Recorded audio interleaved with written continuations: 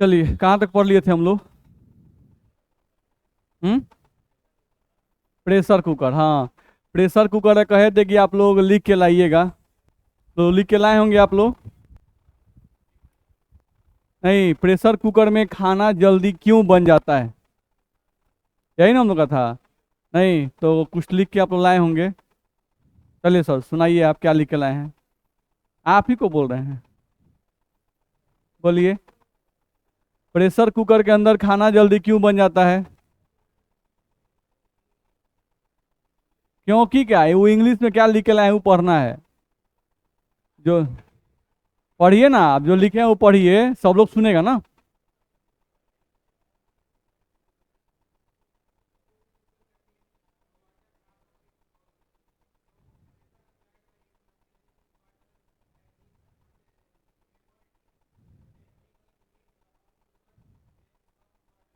थोड़ा कस के पढ़िए, कस के पढ़िए। थोड़ा कस के पढ़िए।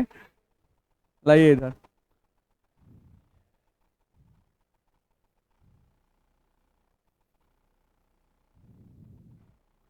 Suppose a cooker contain water, half of its volume. So pressure applied by atmosphere in water is 1 atm. Then we give heat on cooker. Then some water changes into vapor. After heating, atmospheric pressure applied on water is greater than 1 atm, approx 1.2 atm. Then boiling point of water increases approx 120 degrees Celsius. Some water So some remaining water gain more heat to change into vapor. Due to this reason, cooker foods are ready quickly. थोड़ा सा language गड़बड़ हुआ है। नहीं, बात आप सब समझ के लिख दिए हैं, टोटल पॉइंट भी आ गया है, लेकिन लैंग्वेज खाली थोड़ा सा इधर उधर हुआ है। बोलिए सर, आप क्या लिखे हैं, पढ़िए। बोलिए।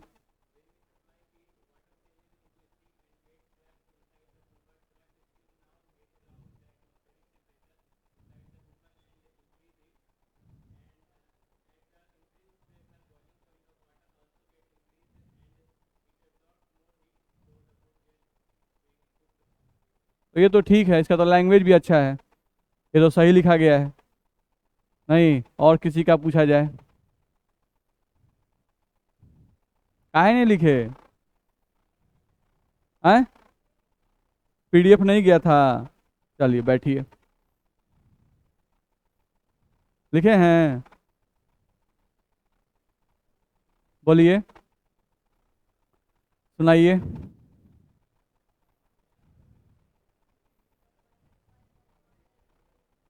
The boiling point of water. हाँ बोलो। चाहे दो हम पढ़ते हैं। The boiling point of water decreases with a decrease in pressure and increases with increase in pressure. Food is cooked in less time in a pressure cooker because the pressure increases inside the cooker, which also increases the boiling point of water. More heat is required to reach the boiling point, which is sufficient to cook food in reduced time. ये language तो बड़ा अच्छा है, लेकिन बड़ा short form में लिख दिया गया है। नहीं, इसमें पूरा पॉइंट नहीं आ रहा है, वो शॉर्ट फॉर्म लिख देगा। बस तुम सिर्फ ये लिखिए कि कुकर के अंदर जो प्रेशर होता है वो इंक्रीज कर जाता है, इसका आंसर वाटर का बॉइलिंग पॉइंट बढ़ जाता है, इसलिए खाना जल्दी बन जाता है। ये है 2 मार्क्स में, अगर आएगा तो हम लिख सकते हैं। नहीं। चलिए, आप नहीं लिखी हैं, लिखिए हो।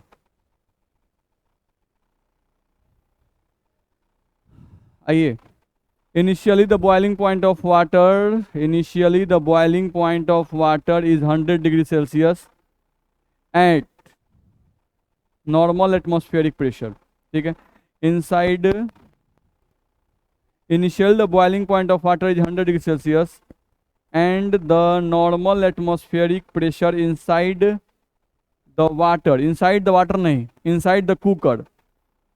अच्छा लिखा है inside the water which is in pressure cooker is 1 atm। ठीक है। After heating the boiling point increases up to 1 degree Celsius, 122 degree 120 degree Celsius, because inside the cooker there is atmospheric pressure as well as water vapor which apply pressure on cooker from all sides, but the cooker is closed, so the total pressure is approx equals to 1.2 atm। Hence the boiling point and atmospheric pressure both increases, so the food gets cooked quickly। ये भी सब ठीक लिखा गया है, सब point आया है, थोड़ा सा लैंग्वेज गड़बड़ हो रहा है। नहीं, थोड़ा सा और लैंग्वेज सुधारेंगे। तुम्हारा चेक कर लिए हैं। हाँ सर। रेगुलर आया कीजिए सर। हाँ सर, बोलिए।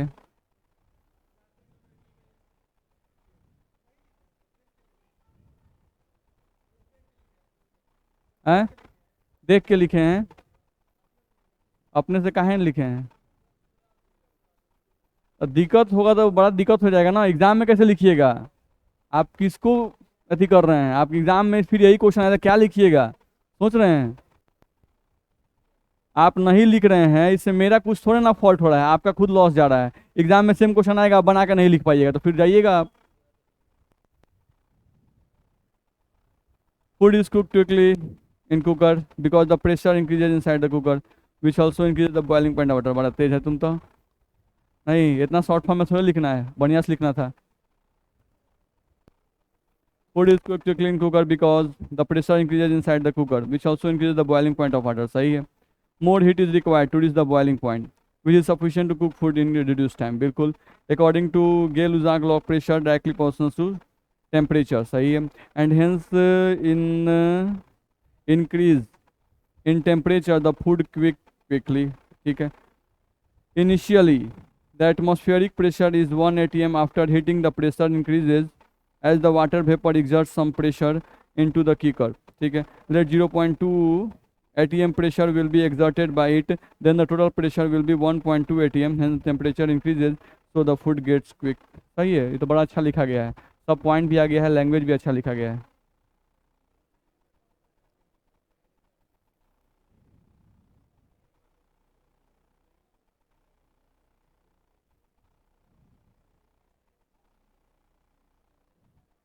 ये सब शॉर्ट फॉर्म में लिख दिया गया है बहुत।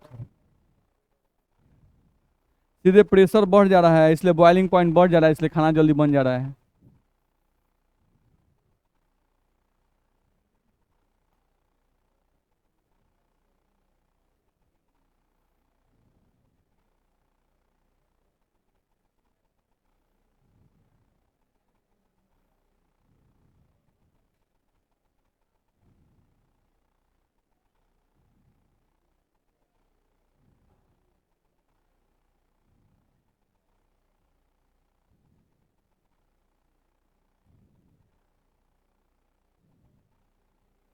ठीक है, इससे थोड़ा सा लैंग्वेज गड़बड़ा है, पॉइंट सब आ गया है।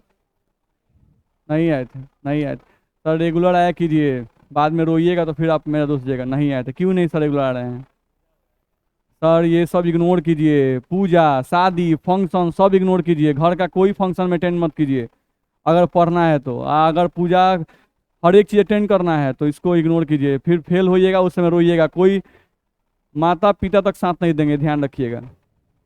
आपको अभी ठीक नहीं लगता है, बाद में बहुत लॉस होगा आपको, खुद देखिएगा।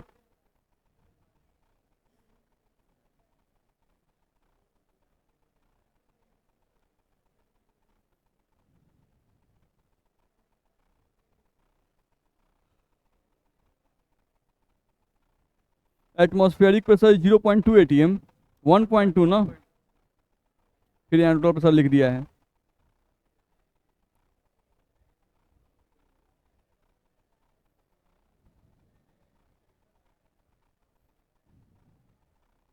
ठीक है। आए?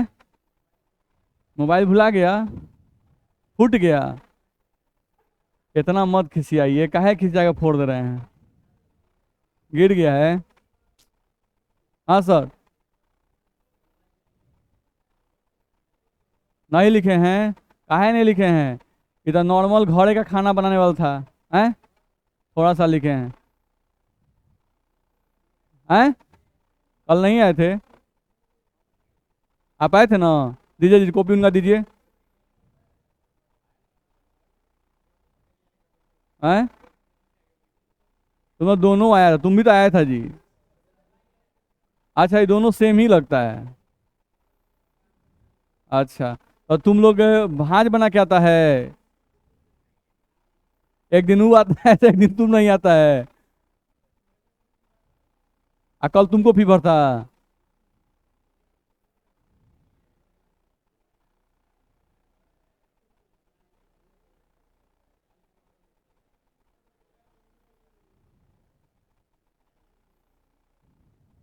ठीक है, शॉर्ट फॉर्म में ठीक है ये।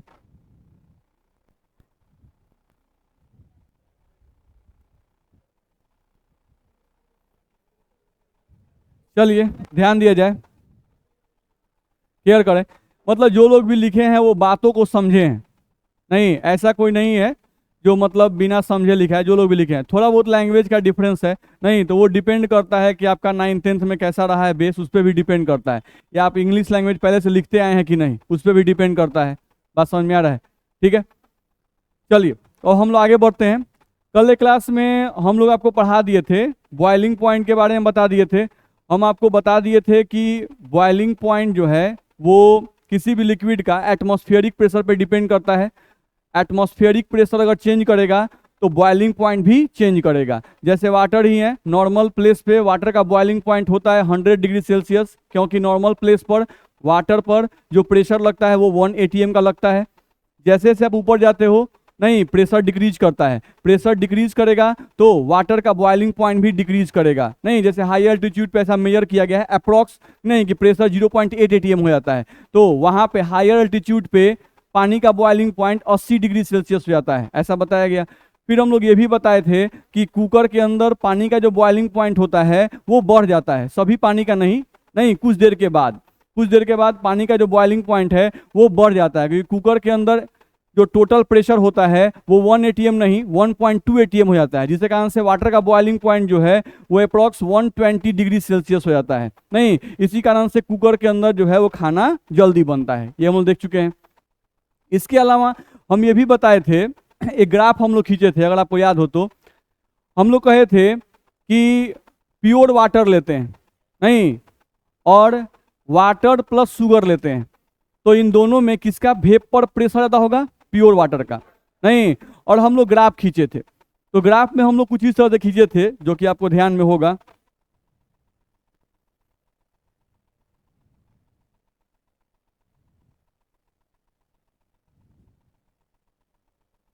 देखो तो कल क्लास में हम लोग यहाँ पे एंड किए थे इस ग्राफ पर। जैसे ये हम लोगों का हो गया, समझो एक लाइन जिसको हम लोग टेम्परेचर का माने थे, और एक लाइन जिसको हम लोग वेपर प्रेशर का लाइन माने थे, ठीक है, ये हम लोग माने थे। यहाँ पर हम लोग वैल्यूज कुछ मान लिए थे ऐसे ही कि यहाँ पर 0.1 है, यहाँ पर आपका 0.2 है, ऐसे ही आपका 0.3 होगा, वैसे ही 0.4, वैसे ही 0.5, वैसे ही 0.6, 0.7, 0.8, वैसे ही 0.9 और यहाँ पर मान लो 1, ये आपका दिया गया। नहीं अब इसी में हम लोग देखा जाए तो मान लो एक ग्राफ हम ऐसा किए थे, ये जो ग्राफ था वो ग्राफ था प्योर लिक्विड का, ठीक है। अब हम एक सॉल्यूशन बनाए, एक ऐसा सॉल्यूशन जिसमें नॉन वोलेटाइल सॉल्यूट प्रेजेंट है, नहीं तो नॉन वोलेटाइल सॉल्यूट डालकर जो सॉल्यूशन बनाए उसका ग्राफ हम लोग ऊपर से नहीं खींचेंगे, नीचे से खींचेंगे, क्योंकि सॉल्यूशन का जो वेपर प्रेशर होता है वो प्योर लिक्विड से क्या होता है? कम होता है, तो इसलिए हम लोग ग्राफ इसके नीचे से खींचे, मान लो यहां से खींचे हम लोग। तो ये जो ग्राफ है आपका,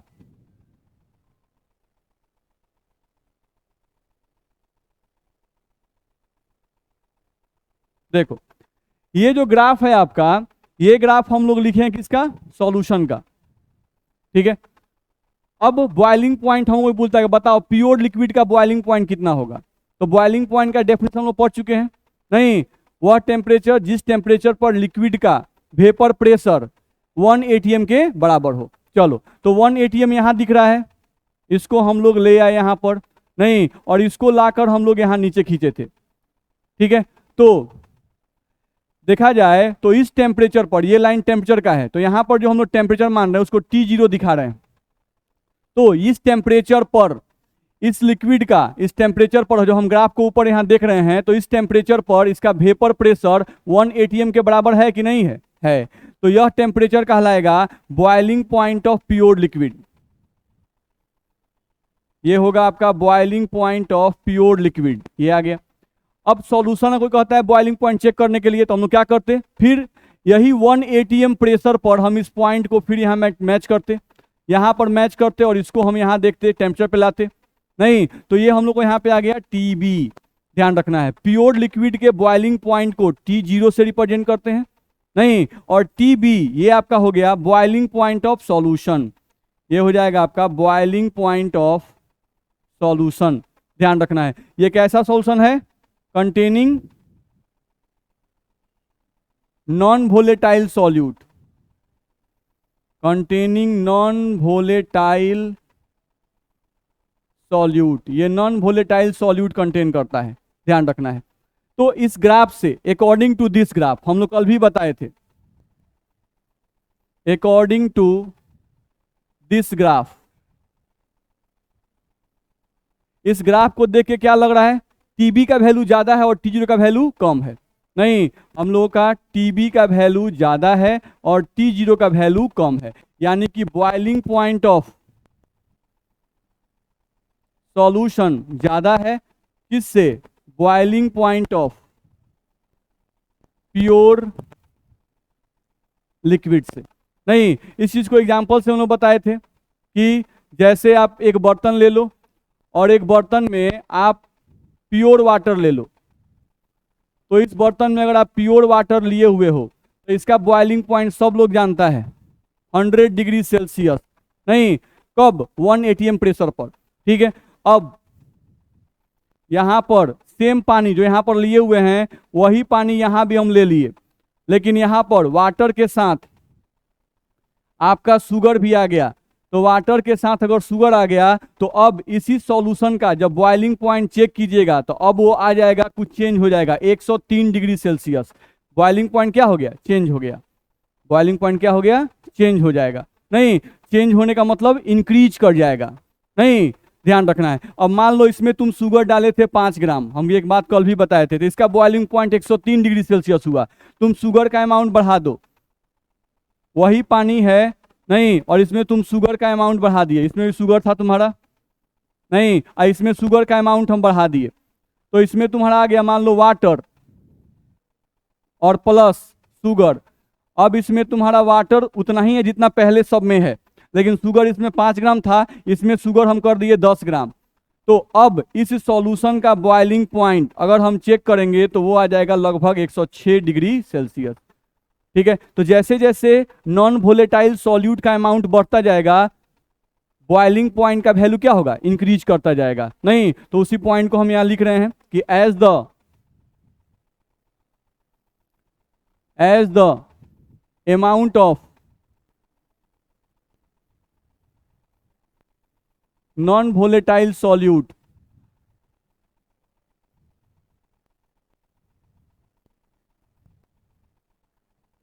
increases, as the amount of non-volatile solute increases, boiling point of solvent increases। बात समझ में आया ना? बॉइलिंग पॉइंट ऑफ सॉल्वेंट क्या होगा? इंक्रीज करता जाएगा। समझना है, जैसे ये नहीं कि सर कह रहे हैं कि सॉल्वेंट का बॉइलिंग पॉइंट इंक्रीज कर रहा है, सॉल्वेंट का ही ना बॉइलिंग पॉइंट इंक्रीज करता है। यहाँ पर सॉल्वेंट कौन है? पानी। यहाँ भी सॉल्वेंट कौन है? पानी। यहाँ भी सॉल्वेंट कौन है? पानी। तो पानी ही ना वेपर में कन्वर्ट करता है जी, कि चीनी वेपर में कन्वर्ट करता है? पानी कन्वर्ट करता है। तो यहाँ पर पानी का बॉइलिंग पॉइंट 100 डिग्री सेल्सियस, पानी का ही बॉइलिंग पॉइंट बढ़ गया। नहीं, इसमें चीनी डालने के कारण पानी का बॉइलिंग पॉइंट अब कितना हो गया? 103 डिग्री सेल्सियस। यहाँ पर अब उसी पानी का बॉइलिंग पॉइंट कितना हो गया? 106 डिग्री सेल्सियस। तो एक्चुअली पानी का ही बॉइलिंग पॉइंट बढ़ रहा है, ध्यान रखना है। जो लिक्विड वेपर में कन्वर्ट करता है उसी का ना बॉइलिंग पॉइंट चेक कीजिएगा, शुगर वेपर में कन्वर्ट नहीं करता है, ठीक। तो उसी पॉइंट को हम यहाँ पर लिखे, ध्यान से देख लीजिए। हम यहाँ पर लिखे हैं as the amount of non volatile solute increases, boiling point of solvent increases. इतना में दिक्कत है? बोलिए, कुछ पूछना है? चलिए, अब यहां से एक क्वेश्चन आता है जो बड़ा मोस्ट कॉमन है आपके बोर्ड एग्जाम के लिए। नहीं, बोलता है कि सॉल्यूट बढ़ाने से, सॉल्यूट नहीं डालने से सॉल्वेंट का बॉइलिंग पॉइंट बढ़ जाता है, क्यों? नहीं, यहां बोल रहा है कि as the amount of solute increases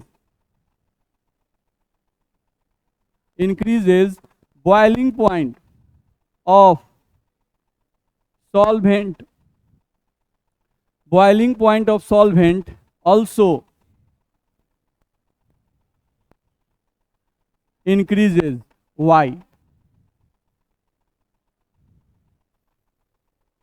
बताइए, यहां से बोल रहा है कि ठीक है अभी तो हम लोग समझ गए, नहीं ग्राफ से भी हम लोग समझ गए कि भाई जैसे ही हम लोग ग्राफ से हम लोग क्या समझे कि जैसे ही हम लोग सॉल्यूट का प्योर लिक्विड का बॉइलिंग पॉइंट कम है, सॉल्यूशन का बॉइलिंग पॉइंट ज्यादा है। नहीं तो ये पूछ रहा है क्वेश्चन को कि सॉल्यूशन का बॉइलिंग पॉइंट क्यों कम हो जाता है और ये जो प्योर लिक्विड है इसका बॉइलिंग पॉइंट क्यों ज्यादा रहता है। बताइए, किसी के मन में अगर कोई आंसर आ रहा हो तो।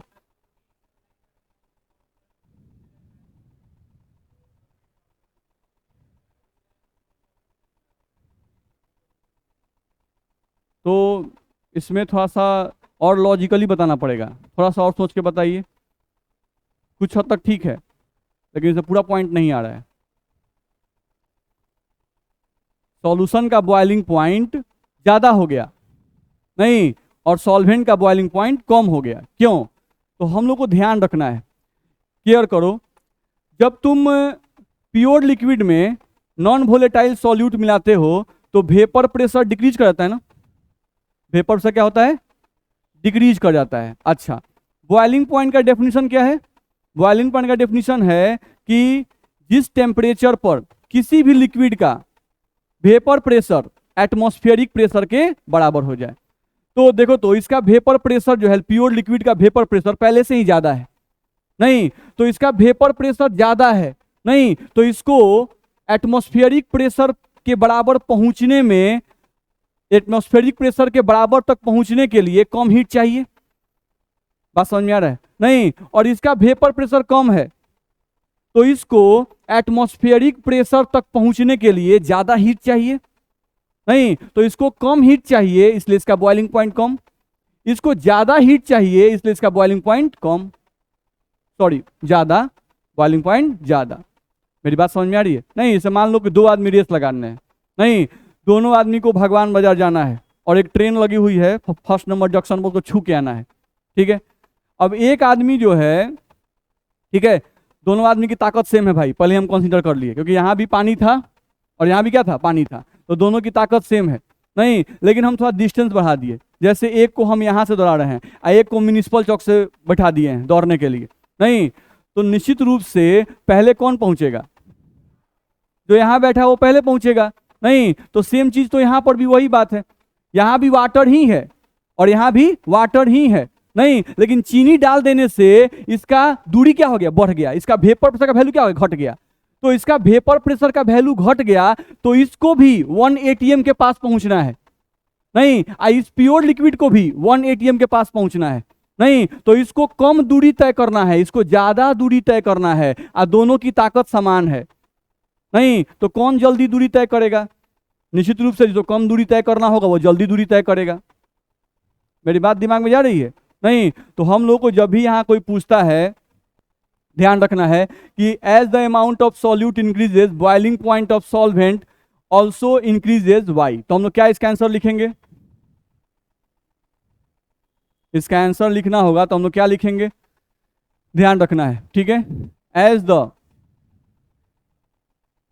Amount of non volatile solute, as the amount of non-volatile solute increases vapor pressure of solvent, या समझने के लिए आप सॉल्यूशन भी डाल सकते हैं, vapour pressure of solvent decreases, ध्यान रखना है, as the amount of non-volatile solute increases vapor pressure of solvent decreases, due to this reason, due to this reason, due to this reason solution required more heat, to become its vapor pressure equals to atmospheric pressure.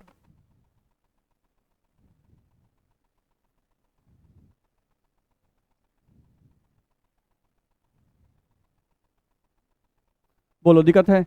नहीं, तो यहां से हम लोग को ध्यान रखना है कि as the amount of non volatile salt increases, vapour pressure of solvent क्या होता है या सॉल्यूशन क्या होता है, डिक्रीज करता है। वेपर प्रेशर अगर डिक्रीज करेगा, due to this reason solution required more heat to become its vapour pressure equals to atmospheric pressure. इसलिए सॉल्यूशन को ज्यादा हीट चाहिए अपने वेपर प्रेशर को एटमॉस्फेरिक प्रेशर के बराबर करने के लिए। चाहिए कि नहीं चाहिए? चाहिए। नहीं, इसी कारण से उसका बॉइलिंग पॉइंट क्या होता है, इंक्रीज कर जाता है। नहीं, due to this reason boiling point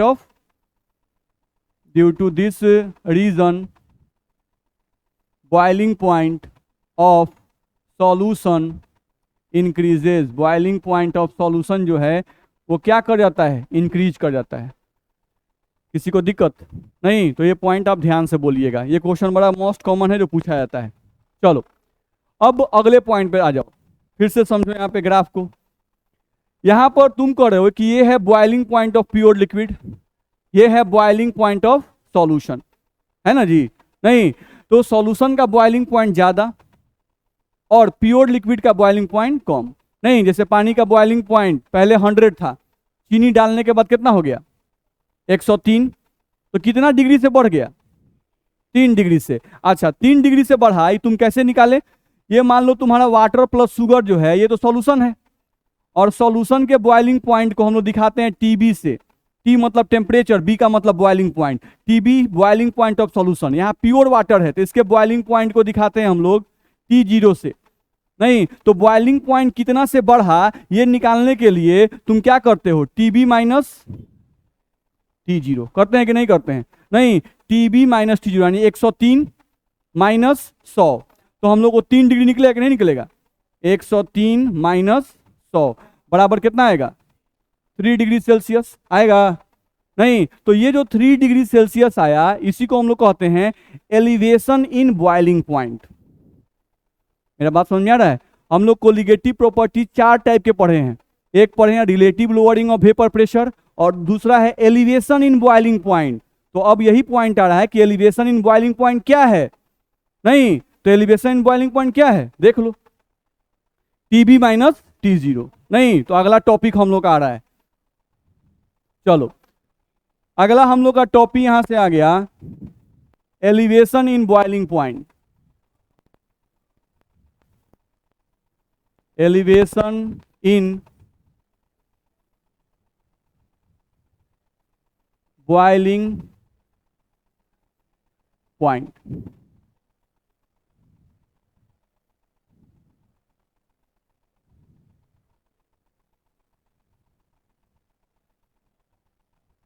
समझो, तो एलिवेशन इन बॉइलिंग पॉइंट के लिए हम कैसे पहले डिफाइन करेंगे? एक तो हम ऐसे बोलेंगे कि किसी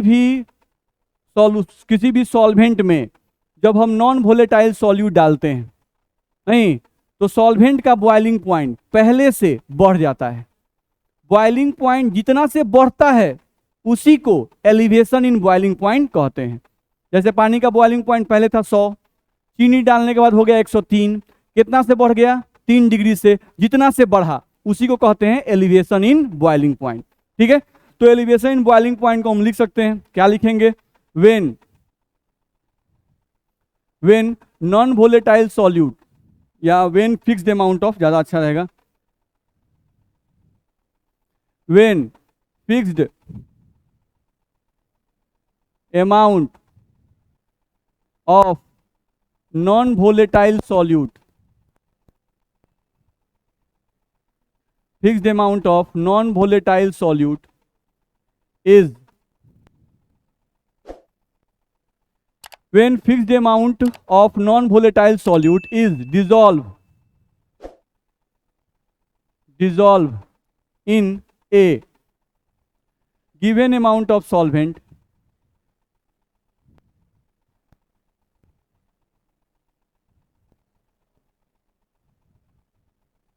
then the boiling point of solvent increases.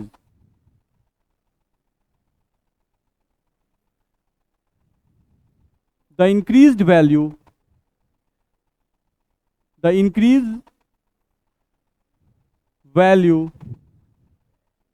of boiling point is called as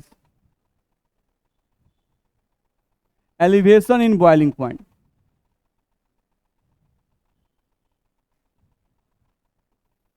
बोलो, दिक्कत नहीं ना? नहीं, तो उसी बात को हम लोग को यहां से कहा गया। चलो, एक जो बुक में हम लोग को लिखा रहता है, यहां हम पे लिखे एलिवेशन इन बॉइलिंग पॉइंट बराबर एलिवेशन इन बॉइलिंग पॉइंट, तो क्या लिखेंगे? Boiling point of solution minus boiling point of pure liquid, boiling point of pure liquid या सॉल्वेंट। ध्यान रखना है। नहीं, इसी चीज को आप लिखते हो TB माइनस, इसको आप लिखते हो T0, इसी को आप लिखते हो डेल्टा TB, इसी को हम लोग क्या लिखते हैं? Delta TB। चलो, अब बुक में कहीं कहीं डेफिनेशन ये लिखा रहता है, नहीं, इसी बात को बस डेफिनेशन लिख देगा। एलिवेशन इन बॉइलिंग पॉइंट क्या है? नहीं, तो difference in boiling point of solution and boiling point of pure liquid is called as elevation in boiling point.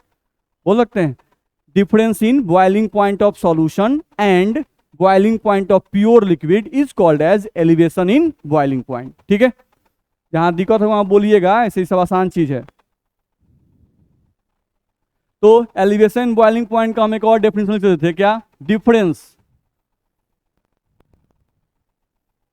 In boiling point of solution and boiling point of pure liquid is called as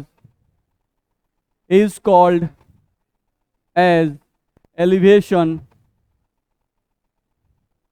in boiling point। आगे बढ़ सकते हैं, दिक्कत नहीं है। चलो, अब elevation in boiling point के लिए राउल्ट साहब का लॉ आया। नहीं, Raoult's law of elevation in boiling point, जो ये कुछ भी नहीं है।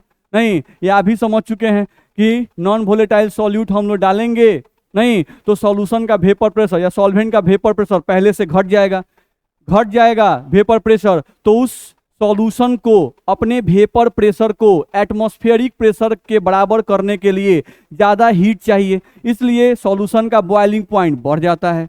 नहीं, तो राहुल साहब यही कर रहे हैं। अच्छा, यानी जैसे जैसे सॉल्यूट का अमाउंट बढ़ाते जाएंगे वैसे वैसे सॉल्यूशन का बॉइलिंग पॉइंट बढ़ता जाएगा कि नहीं बढ़ता जाएगा? बढ़ता रहेगा। तो राहुल साहब भी तो यही कर रहे हैं। देखो, समझा जाए, राउल्ट्स लॉ के पहले एक पॉइंट हम लोग पहले समझ लें। अभी जस्ट हम लोग कहे थे, सोचो यहां पर कि एक बर्तन आप लिए थे जिसमें आपका प्योर वाटर था बाबू। नहीं, तो प्योर वाटर का बॉइलिंग पॉइंट T0 का मान कितना था? 100 डिग्री सेल्सियस। अच्छा, एक पानी आप लिए हुए थे अभी तुरंत, जिसमें आप चीनी डाले हुए थे 5 ग्राम, इसमें 5 ग्राम शुगर है, ठीक है, और इसका बॉइलिंग पॉइंट आप माने थे, ये आपका सॉल्यूशन नंबर 1 है, इसका बॉइलिंग पॉइंट कितना माने थे? 103 डिग्री सेल्सियस। अच्छा, सॉल्यूशन नंबर 2 एक लिए थे, पानी उतना ही है, सॉल्यूट का अमाउंट इसमें बढ़ गया। नहीं, सॉल्यूट इसमें हो गया, शुगर जो है वो आपका हो गया कितना? 10 ग्राम। तो हम लोग यहां पर याद करो, ये हो गया सॉल्यूशन नंबर 2, तो इसका बॉइलिंग पॉइंट हम माने थे 106 डिग्री सेल्सियस माने थे। अच्छा, सॉल्यूशन नंबर 1 के लिए तुम निकालना चाहते हो डेल्टा TB का मान, मतलब हो गया TB माइनस T0। चलो, TB का वैल्यू कितना है? 103 माइनस T0 का मान 100, तो यहां पर वैल्यू कितना आ गया? 3 डिग्री सेल्सियस। चलो, यहां पर सॉल्यूशन नंबर 2 के लिए तुम डेल्टा TB का मान निकालना चाहते हो, ये मान लो डेल्टा TB 1 हो गया और ये डेल्टा TB 2 हो गया, इसके लिए निकालना चाहते हो तो क्या होगा? फिर से TB माइनस T0, TB का वैल्यू 106 और T0 का वैल्यू 100, वो नहीं चेंज करता है, ध्यान रखना है। तो ये हो गया 100, वैल्यू कितना आ गया 6 डिग्री सेल्सियस। तो यहां से दिखाई दे रहा है हम लोग को कि अमाउंट ऑफ सॉल्यूट इसमें था 5 ग्राम, इसमें है 10 ग्राम। तो सॉल्यूट का अमाउंट बढ़ने से बॉइलिंग पॉइंट का वैल्यू भी बढ़ जाता है, 103 से 106 हुआ। साथ साथ एलिवेशन इन बॉइलिंग पॉइंट का वैल्यू भी बढ़ जाता है। मेरी बात समझ में आ रही है ना? नहीं, बॉइलिंग पॉइंट अलग चीज है, एलिवेशन इन बॉइलिंग पॉइंट अलग चीज है। बॉइलिंग पॉइंट डेफिनेशन हो गया कि वह टेम्परेचर जिस टेम्परेचर पर किसी भी लिक्विड का वेपर प्रेशर एटमॉस्फेयर से बराबर जाता है। लेकिन एलिवेशन इन बॉइलिंग पॉइंट क्या है? वो तो डेल्टा टीबी है, टीबी माइनस T0। ठीक है, याद करो वेपर प्रेशर में ये चीज उल्टा था। क्या था? अगर हम लोग प्योर लिक्विड लेते हैं, नहीं, जैसे जैसे उसमें नॉन वोलेटाइल सॉल्यूट डालते हैं वेपर प्रेशर का वैल्यू घटता जाता है, लेकिन लोअरिंग ऑफ वेपर प्रेशर का वैल्यू बढ़ता जाता है, RLVP का वैल्यू भी बढ़ता जाता है। नहीं, तो सबको ध्यान से बारीकी समझना, ही नहीं कि सबको मिक्स करना, बॉइलिंग पॉइंट बढ़ रहा है, एलिवेशन बढ़, सब तो सेम है। सेम नहीं है भाई, ध्यान रखिएगा। तनी मनी वर्ड चेंज हुआ काम घबरा जाएगा, और सब में अलग अलग पॉइंट है। चलिए, तो यहां से हम लोग को समझ में आ गया कि यहां पर इस केस में हम लोग क्या समझ में आ गया, तो इस केस में इस एग्जांपल समझ में आ गया कि अगर नॉन वोलेटाइल सॉल्यूट बढ़ेगा, नॉन वोलेटाइल सॉल्यूट क्या होगा? बढ़ेगा, तीर ऊपर का मतलब बढ़ेगा, ध्यान रखना है। देन क्या क्या होगा? बॉइलिंग पॉइंट जो है वो भी बढ़ेगा, एंड डेल्टा टीबी यानी एलिवेशन इन बॉइलिंग पॉइंट भी क्या होगा? बढ़ेगा। दिक्कत है, बॉइलिंग पॉइंट भी बढ़ेगा, बॉइलिंग पॉइंट ऑफ सॉल्यूशन भी 100 से 103 हुआ, 106 हुआ, और साथ साथ डेल्टा टीबी का वैल्यू भी देख लो, 30 degree Celsius 6 degree Celsius change कर रहा है कि नहीं चेंज कर रहा है? और वो भी क्या कर रहा है? इंक्रीज कर रहा है। तो ये हो गया बॉइलिंग पॉइंट, और ये हो गया एलिवेशन इन बॉइलिंग पॉइंट का वैल्यू भी इंक्रीज करेगा। चलो अब आ जाओ राहुल साहब पर। चलो, तो राहुल साहब कुछ नया नहीं बताए, जो आप समझ रहे हैं उसी बात को हम लिख रहे हैं। Raoult's law of elevation in boiling point.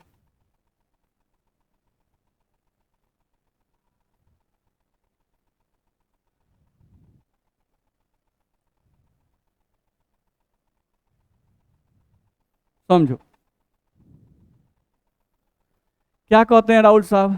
नहीं, तो राहुल साहब कहते हैं, यहां पे देखा जाए कि elevation in boiling point is directly proportional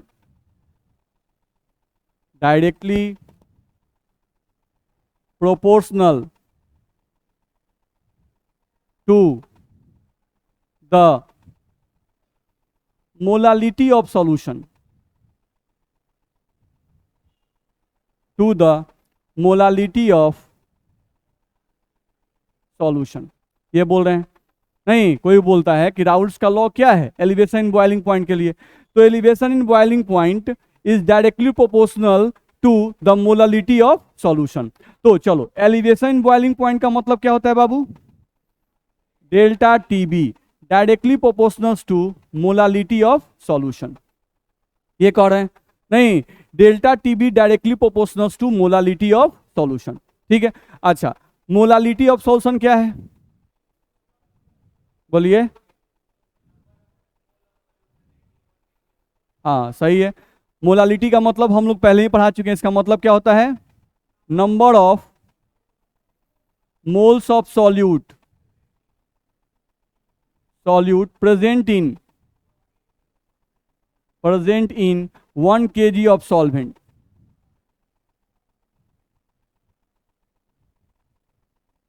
ध्यान रखना है। तो ये मोलालिटी होता है, यानी कि delta TB elevation in boiling point directly proportional है मोलालिटी के, और मोलालिटी का मतलब हो गया number of moles of solute. नहीं, number of moles of solute. अच्छा, यानी कि मोल्स ऑफ सॉल्यूट का मतलब अमाउंट ऑफ सॉल्यूट नहीं, यानी ये बोल रहे हैं कि जैसे जैसे मोलालिटी बढ़ेगा, अगर किसी सॉल्यूशन का मोलालिटी बढ़ गया तो इसका मतलब क्या बढ़ गया? Number of moles of solute बढ़ जाएगा। नहीं, 1 kg सॉल्वेंट नहीं चेंज करता है, मोलालिटी अगर चेंज किया तो क्या चेंज करता है? Number of moles of solute change करता है, ध्यान रखना है। तो अगर बोलते हैं कि मोलालिटी चेंज कर गया, मोलालिटी बढ़ गया, तो मोलालिटी बढ़ गया यानी कि number of moles of solute बढ़ गया। अच्छा, यानी अमाउंट ऑफ सॉल्यूट बढ़ गया। तो तो अगर अमाउंट ऑफ सॉल्यूट बढ़ जाएगा तो एलिवेशन इन बॉइलिंग पॉइंट का वैल्यू भी बढ़ जाएगा। तो ये तो अभी पढ़े हैं हम लोग, नहीं कि जैसे जैसे सॉल्यूट का अमाउंट बढ़ाते जाएंगे एलिवेशन इन बॉइलिंग पॉइंट का वैल्यू भी क्या होगा, बढ़ता जाएगा।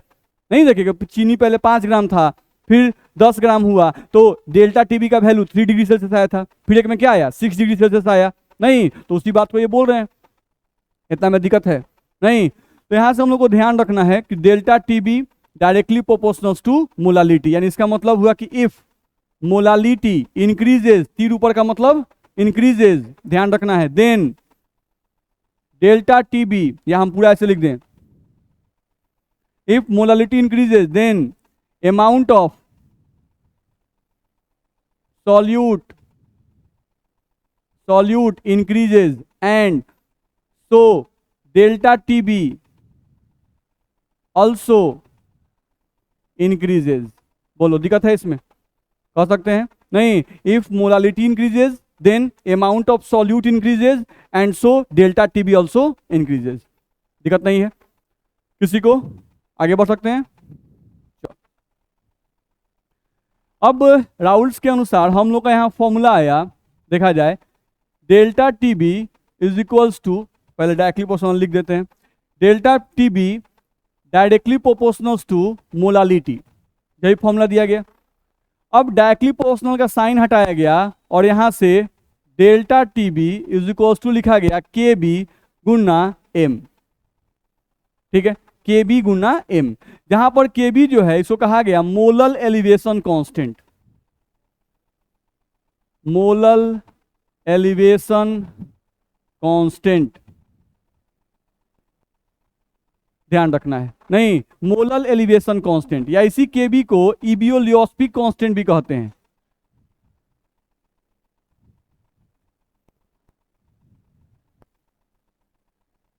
इसी को इबियोलियोस्पिक कांस्टेंट भी कहते हैं, ध्यान रखना है। तो मोलल एलिवेशन कांस्टेंट कहो या इबियोलियोस्पिक कांस्टेंट कहो, ध्यान समझो।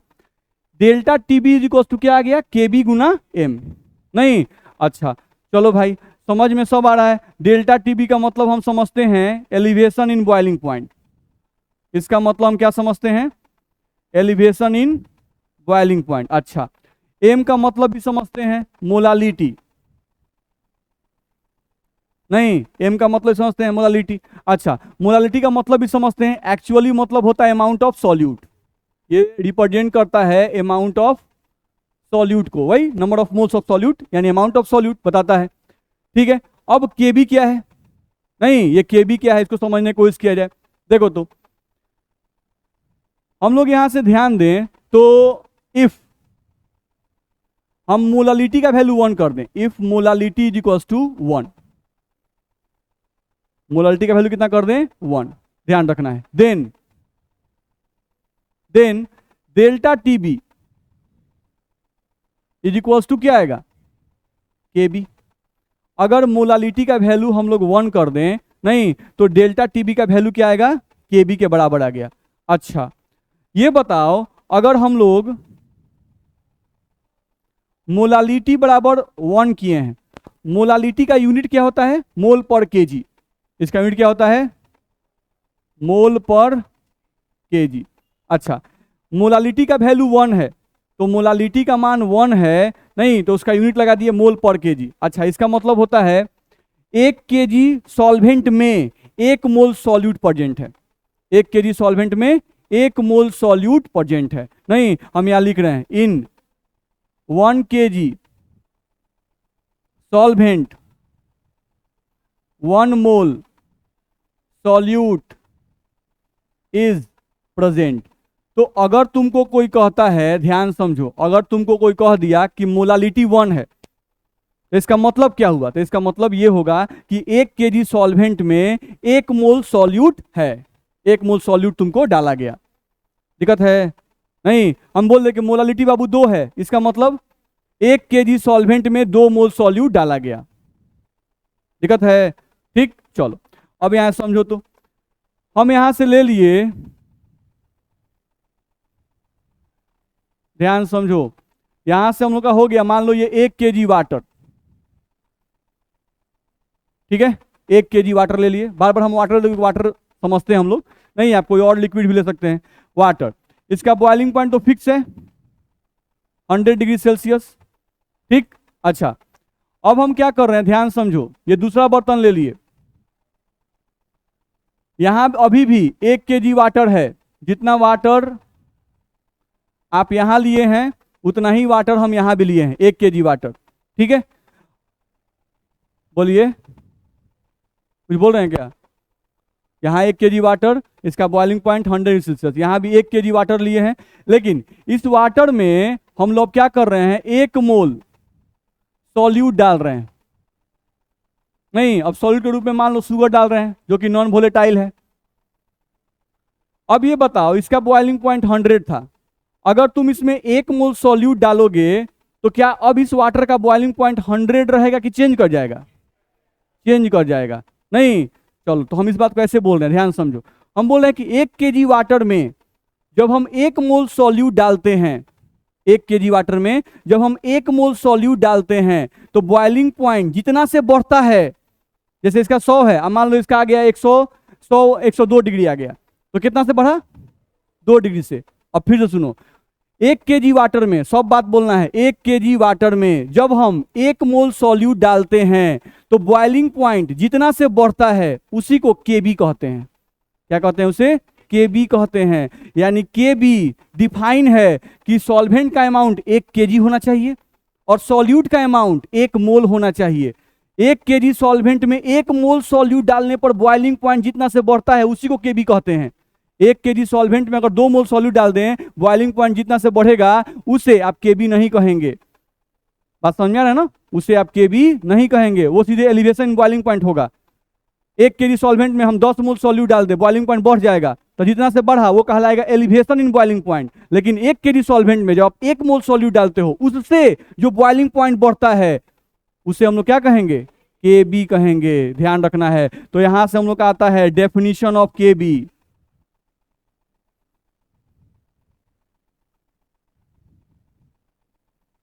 ध्यान रखना है, यहां से हम लोग का आता है डेफिनेशन ऑफ केबी। चलो, तो केबी का डेफिनेशन दे सकते हैं, क्या बोलेंगे कि when 1 mole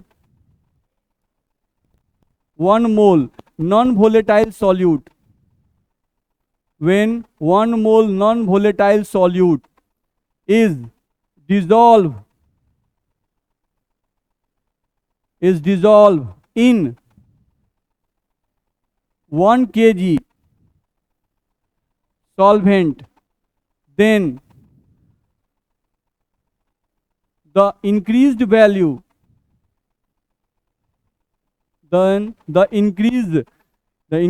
value in boiling point of solvent is called as molar elevation constant. Molar elevation constant, that is Kb। बोलो, दिक्कत है इसमें? नहीं, तो यहां से हम लोग ये बोल सकते हैं कि when 1 mole non-volatile solute is dissolved in 1 kg solvent, then the increased value in boiling point of solvent is called as molar elevation constant। चलो, ध्यान समझो, जब भी किसी वर्ड में तुमको मोलल लिखा रहे, नहीं, और मोलल के आगे कुछ नहीं लिखा रहे, जैसे सिर्फ मोलल लिखा हुआ है, क्या लिखा हुआ है? क्या 1 मोलल 2 मोलल नहीं लिखा हुआ है। तो जब भी सिर्फ मोलल लिखा रहे तो हमेशा उसका मतलब समझना 1 मोलल, नहीं, उसका मतलब क्या समझना है? 1 मोलल। और इस 1 मोलल का मतलब हुआ एक ऐसा सॉल्यूशन जिसका मोललिटी 1 होगा, नहीं, एक ऐसा सॉल्यूशन जिसका मोललिटी क्या होगा? 1। यानी जब भी मोलल लिखा रहे तो इसका मतलब समझेंगे 1 मोलल, और 1 मोलल का मतलब हुआ ए solution whose molality is equals to 1। और जब भी किसी सॉल्यूशन का मोलालिटी 1 के बराबर होता है, नहीं, किसी भी सॉल्यूशन का मोलालिटी जब 1 के बराबर होता है, उस समय जो बॉइलिंग पॉइंट में इंक्रीज होता है उसी को केबी कहते हैं। बस मेरा है, यानी केबी का एक और डेफिनेशन बुक में लिखा रहता है, जो लिखा रहता है हम लोग को यहां पर कि when the molality of solution is 1, then the increased value of boiling point is called as Kb. दिक्कत है नहीं तो उस चीज को हम लिख सकते हैं, ध्यान रखना है यहां पर।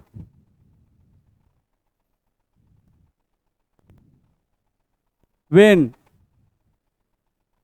the molality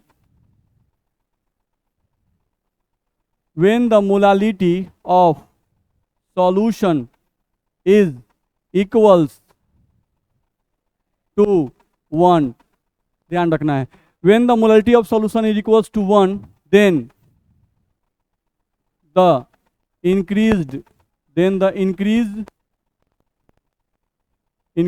value of